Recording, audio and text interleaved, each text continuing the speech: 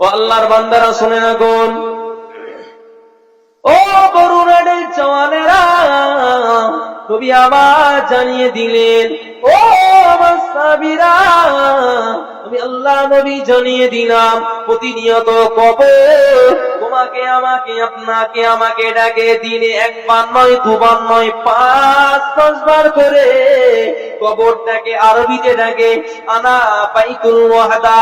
ও আল্লাহর বান্দারে, তুমি কোথায় চলে যাও বান্দা? আমি কবর, আমার পরিচয়টা নিয়ে যাও। আনা বাইতুল ওয়াহদা, আমি কিন্তু নিঃসঙ্গ জায়গা, আমার ভিতরে কোনো সঙ্গী পাওয়া যায় না।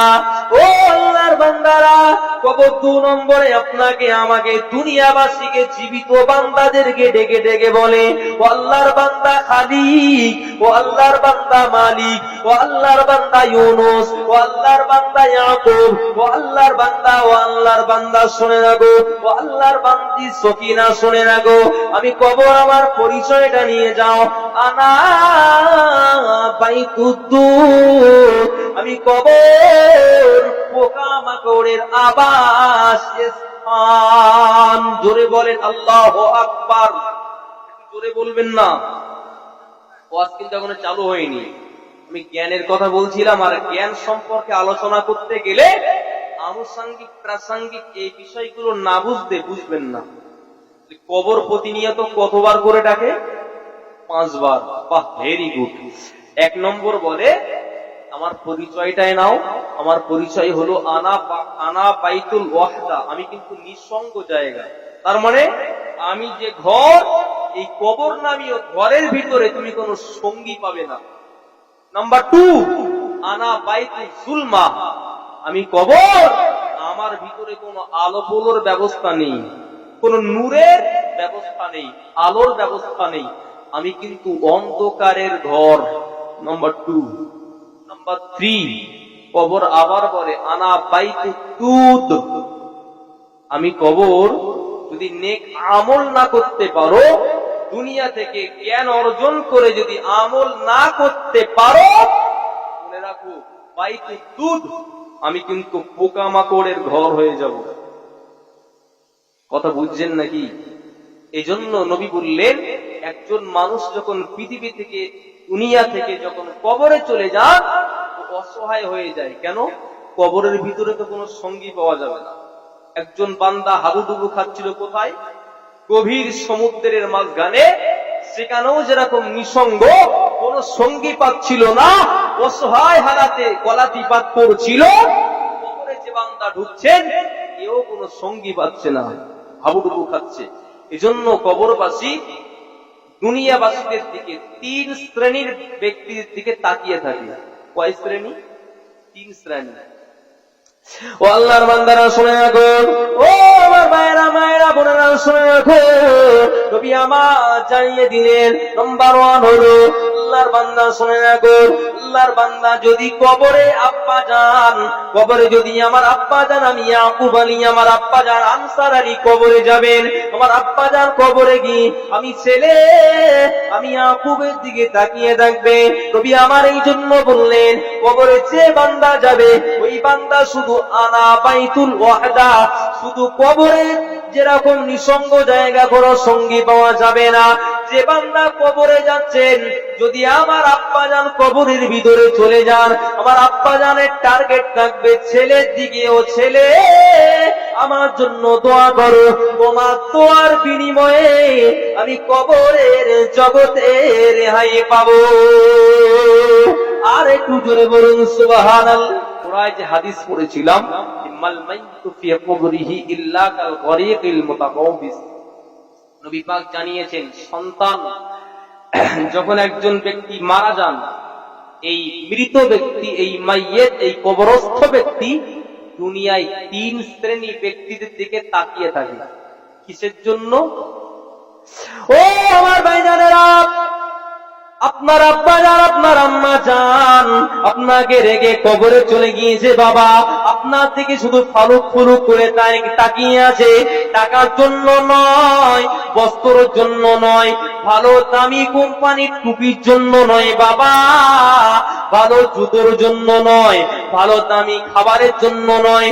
নবী আমার জানিয়ে দিলেন, আও আকিহি আও আবিহি আও উম্মিহি আও সাদিকি, নবী আমার জানিয়ে দিলেন তিন শ্রেণী ব্যক্তিদের দিকে কবরের বান্দা তাকিয়ে দেখে। নাম্বার 1 হলো, বাপ যদি মারা যান, ওই পিতাজি তার রেখে যাওয়া সন্তানের দিকে তাকিয়ে দেখবে।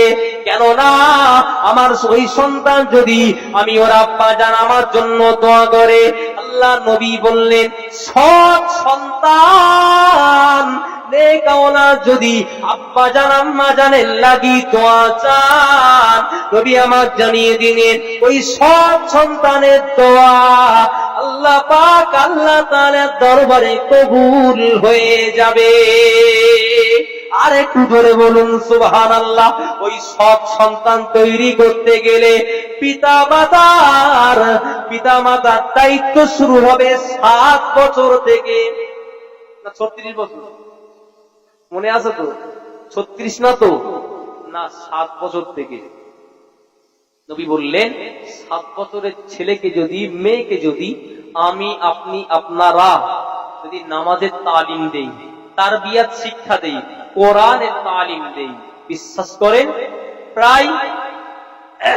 প্রায় সন্তানগুলো এরা ভালো ফরমা থেকে সুসন্তানে পরিণত হবে। একটু জোরে সুবহানাল্লাহ বলবেন না? ও আমার ভাইজানেরা, এ নওজোয়ানেরা, তরুণেরা, আব্বারা, মায়েরা, নবী আমার জানিয়েছেন সুসন্তান তৈরি যদি করতে পারো দুনিয়াতে, আখিরাতে মারা যাওয়ার পরে ওই পিতা মাতা এই সুসন্তানের জন্য কবরে সওয়াব পাবে, কবরে আসান পাবে। নবী আমার জানিয়ে দিলেন সুসন্তান যদি হয়ে থাকে, একটা কোরআনওয়ালা সন্তান যদি দুনিয়ায় জন্ম দিয়ে যেতে পারেন কবরে, ও আল্লাহর বান্দারা মনে রাখুন, আপনার কারণ লাগবে না, কাউকে ডাকতে হবে না, হুজুরকে ডাকতে হবে না, ইমামকে ডাকতে হবে না, মাদ্রাসার কোন ছাত্রকে ডাকা লাগবে না, কোন পীরজাদা সাহেবকে ডাকা লাগবে না, কোন ইমাম সাহেবকে ডাকা লাগবে না। আমি ইয়াকুব আলী ফরিদ কাটিয়া থেকে এসেছি, আমাকেও ডাকা লাগবে না।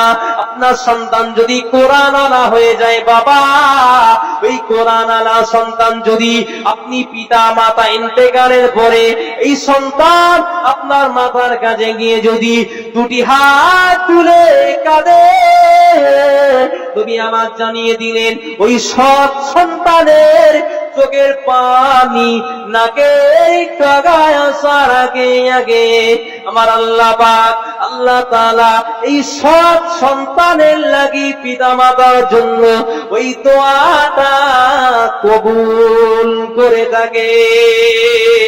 আর একটু জোরে বলুন সুবহানাল্লাহ। হুজুরকে লাগবে না, আপনি বাড়ি আপনার সন্তানকে হুজুর তৈরি করেন। ফরমা তো আপনাদের আছে পাশেই, এই ফরমা বুঝেছেন? ফরমা কি? বা ভালোই বুঝছেন। মাদ্রাসা আছে, ফরমায় ফেলে দেন, ভালো ইট তৈরি হবে, সুনাম হবে, চাহিদাও দেবে আল্লাহ, আর পরকালে আপনি ওই সন্তানের ওসিলায় নাজাত পেয়ে যাবেন। একটু জোরে সুবহানাল্লাহ বলেন। হবে তো নাকি ইনশাআল্লাহ? আমি বলবো না আপনার সন্তান স্কুলে পড়বে না, কলেজে পড়বে না, না, এটা ভুল কথা। আমি চাই আপনার সন্তান যদি একজন ভালো ডাক্তার হয়, একজন ভালো উকিল হয়, একজন ভালো ব্যারিস্টার হয়, এটা আমাদের গর্ব। তবে কোরআনের শিক্ষাটা বাদ দিয়ে নয়, ইসলামিক শিক্ষাটা বাদ দিয়ে নয়। কোরআন শিক্ষাটা দেন, পাশাপাশি মাদ্রাসার শিক্ষাটা পড়ুন, পাশাপাশি স্কুলটাও চালিয়ে যান। তাহলে ছোটবেলা থেকে পাক নাপাক, হারাম হালাল, পিতামাতার সেবা যত্ন ও সন্তান শিখবে কোথা থেকে? এখন সেই স্কুলে কিন্তু পিতামাতার সঙ্গে কি ব্যবহার করতে হয় সে শিক্ষা আছে? আর আছে? নেই।